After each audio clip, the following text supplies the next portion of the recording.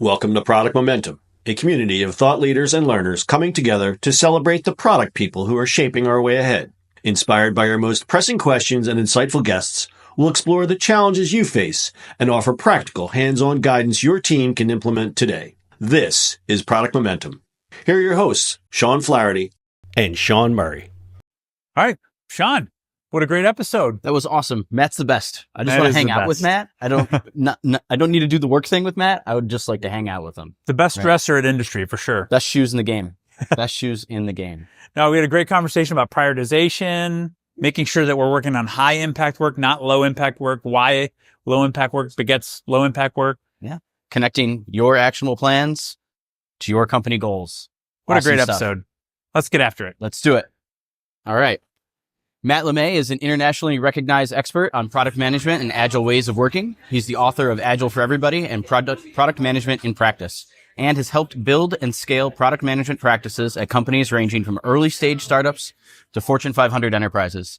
Matt also authored the soon-to-be-released Impact First Product Teams.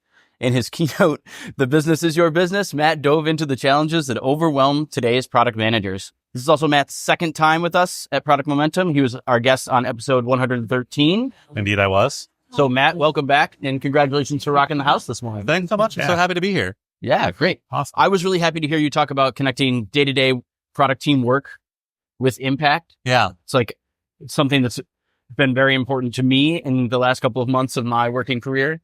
So what caused you to lock in on that topic for your new book? I mean, long story short, a lot of product teams are in a very tenuous position right now. Yeah, for sure. They are subject to the commercial realities of their business, and they don't know how their work is affecting the commercial realities of their business, which is dangerous. It's just not in a position to be in, where it's like, well, yeah, my team is doing this work. We're doing all these things. We're prioritizing, we're researching, we're discovering. But at the end of the day, we don't know why the business needs us. It's just not a position I would want to find myself in. Yeah. I loved your assertion and your model around low impact work. Yes. I'd love to have this conversation so the audience could get the benefit of that. Sure. The cycle, the vortex, so to speak. The low impact death spiral. The death spiral. Yeah. So long story short, teams do low impact work because it's easy. It's easy to pick off a little feature we can add here, a little improvement we can make here that doesn't really affect the commercial core of the business too much, because when we seek to affect the commercial core of the business, people have a lot of opinions. That makes the product more complicated. We wind up with more fiddly little bits and disconnected features. That makes it harder to coordinate and do those things that actually affect the commercial core of the business, which in turn drives product teams to more low impact work. And around and around and around it goes until more layoff. Why do you think that happened? So why do you think they picked the low impact work? I have my own ideas around it, but high impact work is really hard to do. Yeah. And usually invites a lot of scrutiny. I've worked with a lot of teams where once they start speaking the language of business impact, once they start talking about revenue and growth, suddenly a wild CFO appears and is like, I have opinions about this. And they're like, I don't want to talk to this person. Yeah. It's easier in pretty much every appreciable way to do low impact work.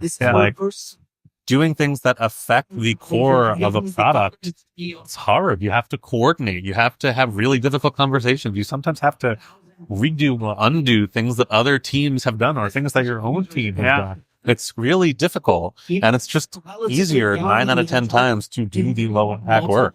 You talked about connecting company goals to team goals, and how you really want team goals to be one step away from company goals. Why is that? Why do you need them to be so tight?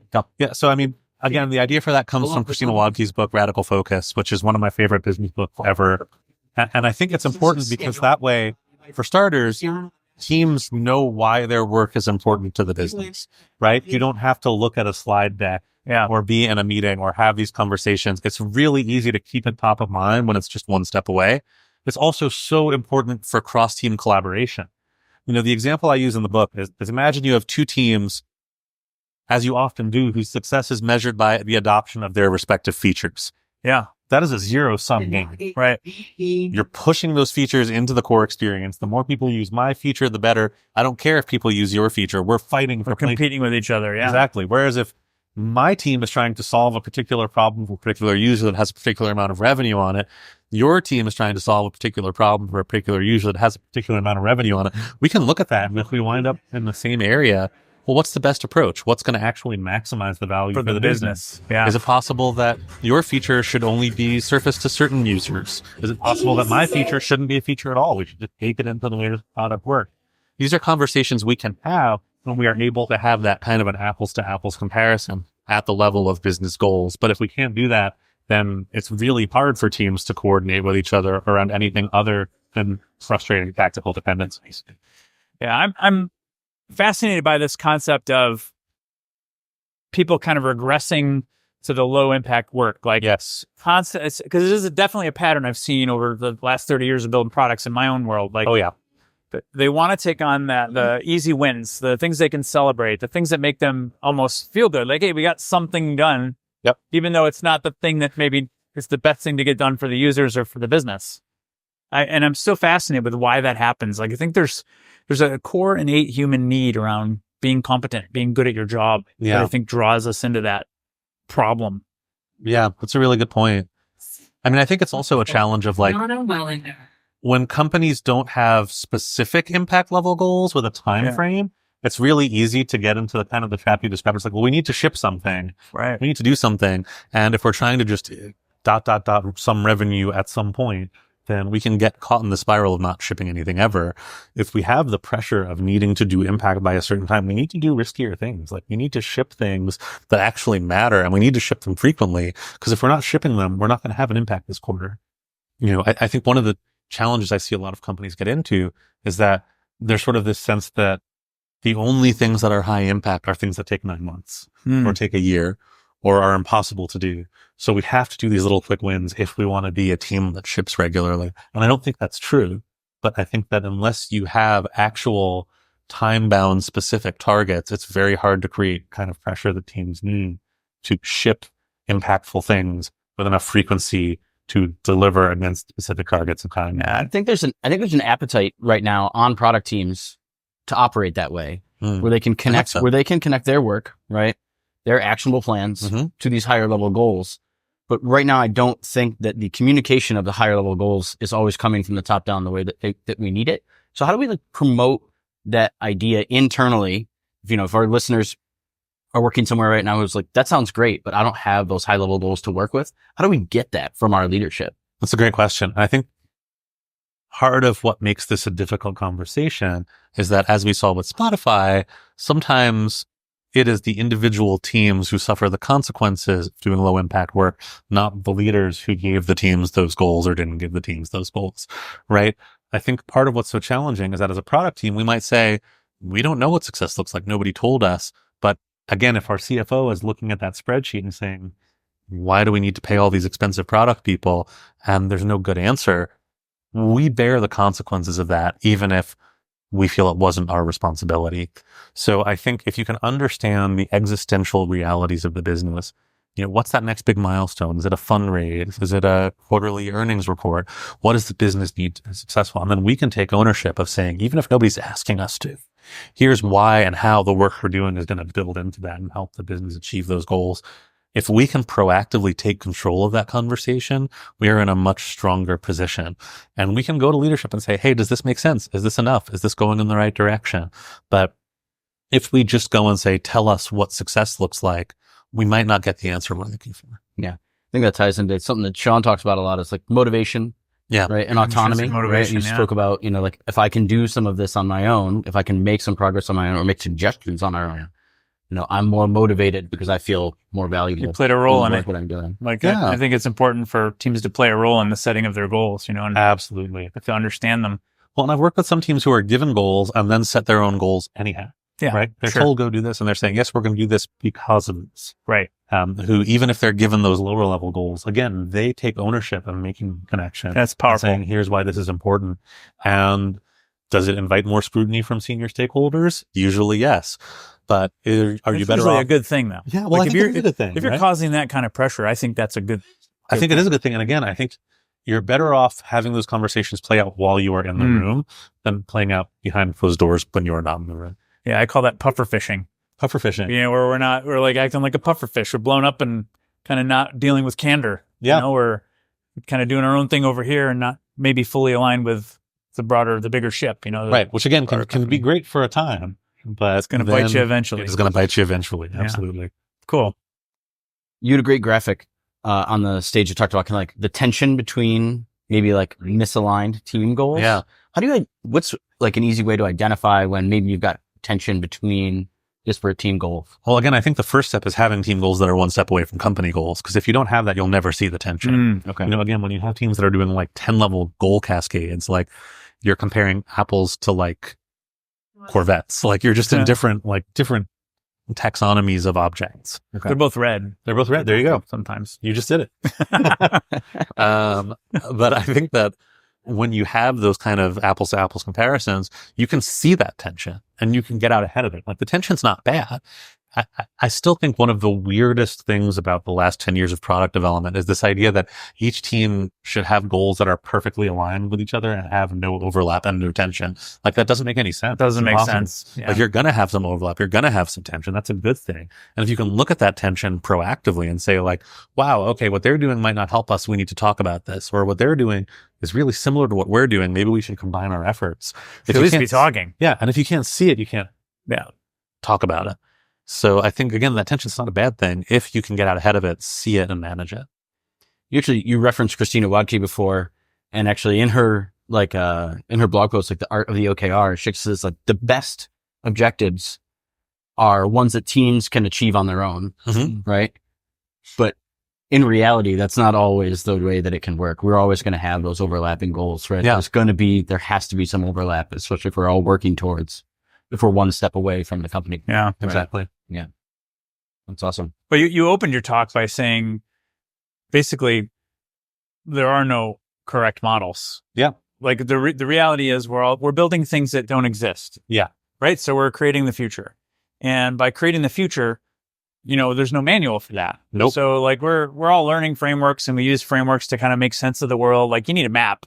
Yeah. Make sense of the world, but you just have to understand the map's almost always wrong. Yeah. And you got to, like, our industries are unique. Our talent pool is unique. The market that we're in is unique, and we got to figure it out. Well, again, the thing that kills me is when I work with product managers and teams who come to me like really upset because, you know, again, someone told me to build something for one customer and that's not how we're supposed to do things. And I'm like, if that one customer accounts for half of your revenue, maybe you have to think about it differently. Maybe that's the impact you're looking for. Again, like there are, you know, I think it's worth noting more than we do that most of these best practices come from companies with very unique commercial circumstances. Like I've worked with startups who are doing the Amazon press release. Oh yeah. Which I really like. Yeah, but also if you have start with the end no in mind. Customers, then it can kind of contribute to this delusion of like, You're here's guessing. all the great stuff people are going to You're say about us. 100% guessing. And it's like, you don't have any customers. Like we don't have a press that's going to care about what we're doing.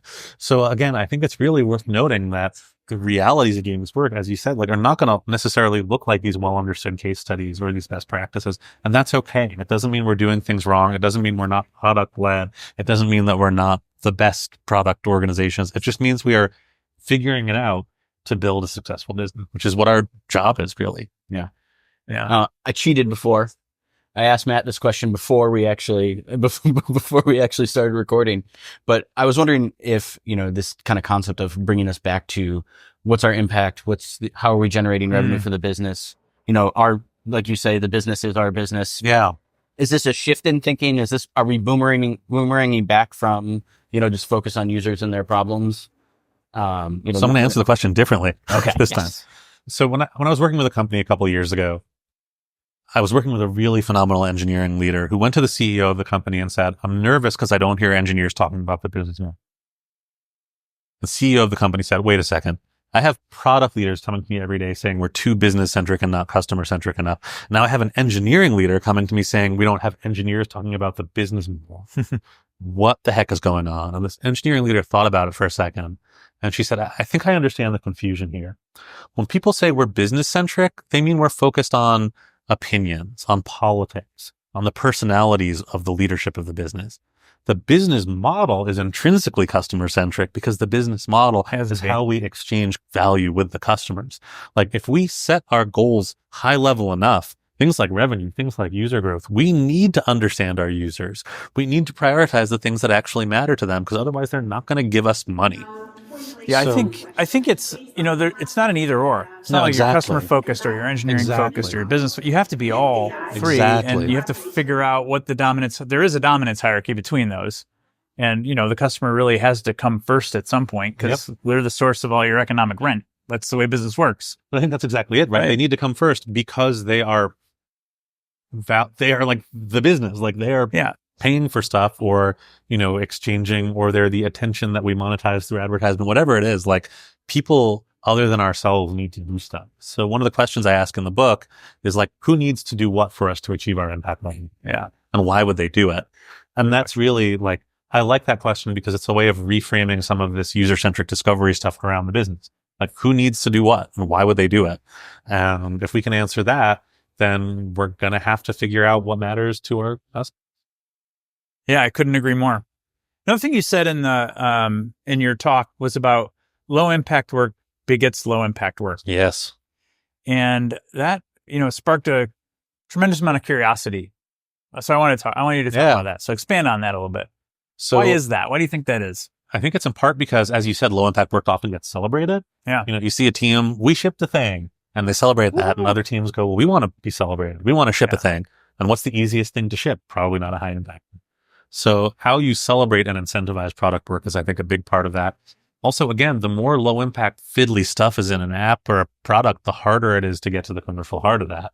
So I think via a combination of the way that things are incentivized and celebrated and just the reality of it getting harder and harder to do the complex coordination to ship high impact work, the more low impact stuff gets shipped, the more implicit and explicit incentive there is to continue delivering. I love that. Brilliant insight. Thank you. Yeah. One more thing I really want to dig into. You destroyed ICE. Like you put ICE up there and you're like, hey, let's talk about a prioritization schema. And I'm totally on board with this, by the way. I believe that objective prioritization is actually impossible. Absolutely. It's impossible because we're building things that don't exist yet. We don't know what the future holds. We don't really know how our customers will respond until we put it out there. Yeah. Even impact. Like we're guessing around impact. Exactly. And we don't know. We're guessing the best we can, right? What's the plausible best case scenario for it? Right. So you just destroyed it. Well, I love that. Well, it's funny because I actually find ICE really useful sometimes. So I'm going to try to redeem that which I have destroyed.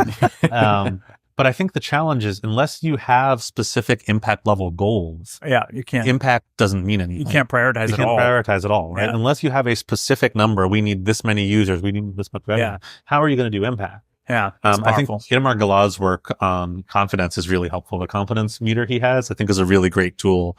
It's also really shady in a way that I like, where it's like a deck is worth like 0.00008 of confidence, where it's basically like that presentation you made is worthless because we didn't validate with customers, which I really appreciate. And I think with effort, one of the things I say in the book is that an impact first product team understands the cost of itself to the business. So when we talk about effort, it's not just like it's a 3 or a t-shirt size, but it's like this team costs $20,000 a week to operate. So if we have to do this a real cost for 3 weeks, that's $60,000. If the impact is going to be $20,000, then like, why the heck are we even talking about this? Yeah. So I think the sooner we can get these things to a place where they are not like abstract, things, but actually talking about like, what is the impact in terms of the business? What is the effort and cost to the business? Yeah. Then we're in a better position to actually prioritize in a more thoughtful way. Yeah. We know we want our team goals to be one step away from company goals. Yep. What are some of the keys to like creating great team goals? What are best practices for creating your team goals? I want to give a very vibes oriented answer. Like we're big on vibes here. So cool. That's good. When you're still really nervous, I think that's when you should stop. I think that in a lot of cases, teams kind of get into this cascade and control dynamic because they look at it and they go, well, we can't assure that, revenue, we have to that's out of our control. Growth, that's out of our control. And the impact is the instinct rather is then to say, all right, well, let's cascade it down until it's like ship this thing, deliver this thing, have this meeting and we can control it.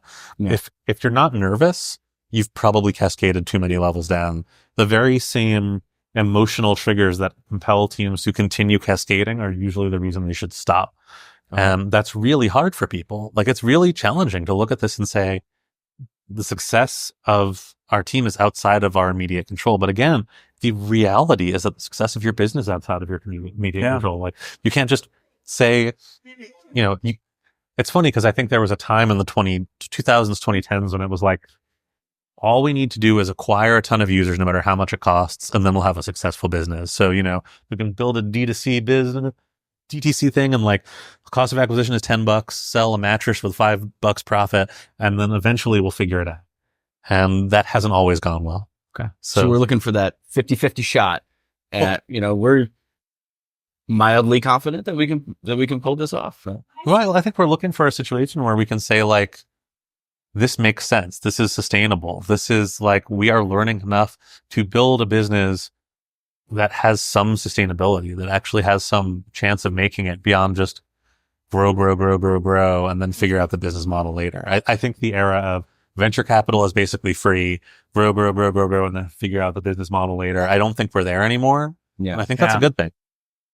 Yes. It's a tired way of looking at it. Doesn't work as well. No, I mean, that paid for my life for several years. So like, thanks past venture capitalists for funding businesses that didn't necessarily have a thought through business model. That's funny. Hey, one more thing I captured from your talk. Yeah. You said, I captured this quote: every time you abstract something out, yes, you add risk. Yes. Talk about that. Oh gosh. So, again, we are supposed to have these neat and tidy cascades where we go from business impact to strategy, to objectives, to bets, to discovery, to problem scoping, and then we deliver the work. But as anyone who has ever been through the process of setting these things knows, the more layers of abstraction we have, the more likely it is that we have nothing to do with impact. Yeah. That we have just abstracted stuff out to the point where we can achieve all of those lower level goals. We can do all of those things, but they don't actually add us. They're not connecting to impact. Yeah. Right. Like, it would be great if we could just trace it back, say, and we write the story that delivers the epic, that meets the scope, that solves the problem, that meets the objective, that solves the bet, that delivers the impact for the business. But like, that's not how it works. Right. Each of those steps makes things riskier and increases the risk that teams will deliver work that doesn't add back up to that impact. So what I'm saying is, quite simply, when we get to the point of doing work, we should just ask the question, does this still add up? Hey, one step away from the impact. I love that. One step away from the impact. That's the reason behind that mantra. I love it.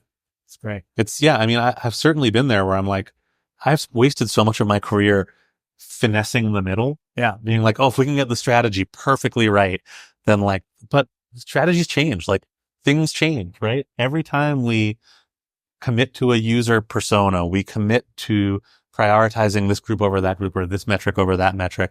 If the market changes, our assumptions might be totally wrong. Sure. And we can spend all day going back and saying, like, all right, what in the middle needs to change? But we don't always have that luxury. We sometimes need to just go back and say, like, this isn't going to do it. What's going to do it? Yeah. Well, man, it's been an awesome conversation. Man. Yeah, You're so much fun. always it's so insightful. nice to see you guys in person. Yeah, it's great to meet finally in person. Yeah. I think last time was just coming out of COVID, right? Yeah.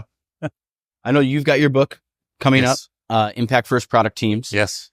What are you reading right now? What's on your shelf? Oh gosh, I am not reading that much. He's writing right now. Honesty I'm reading a book is the best answer, called right? Feng Shui Modern by a guy called Cliff Tan about how to bring the principles of Feng Shui into a modern living space, because I'm about to move and I want my apartment to feel nice. Nice. So awesome. That's what I'm reading now. And we asked you a while back how you define innovation. Has that changed? How do you define innovation? God, well, I don't even remember what I said. Should be interesting to compare then. I mean, I would define innovation now as something which unlocks previously unlocked value exchange potential. Like something where there is a potential for an exchange of value that has been untapped. Innovation is tapping into that in a way that's been unexpected. I love that. Tapping into unlocked potential. Beautiful. I like it. Well, thanks again for joining us. Than the last one. Yeah. Yeah. Thanks again for joining us, Matt. This has been a fantastic conversation, as always. Yeah, thanks so much. Yeah, thanks, Matt. Well, that's it for today. In line with our goals of transparency and listening, we really want to hear from you. Sean and I are committed to reading every piece of feedback that we get, so please leave a comment or a rating wherever you're listening to this podcast. Not only does it help us continue to improve, but it also helps the show climb up the rankings so that we can help other listeners move, touch, and inspire the world just like you're doing. Thanks, everyone. We'll see you next episode.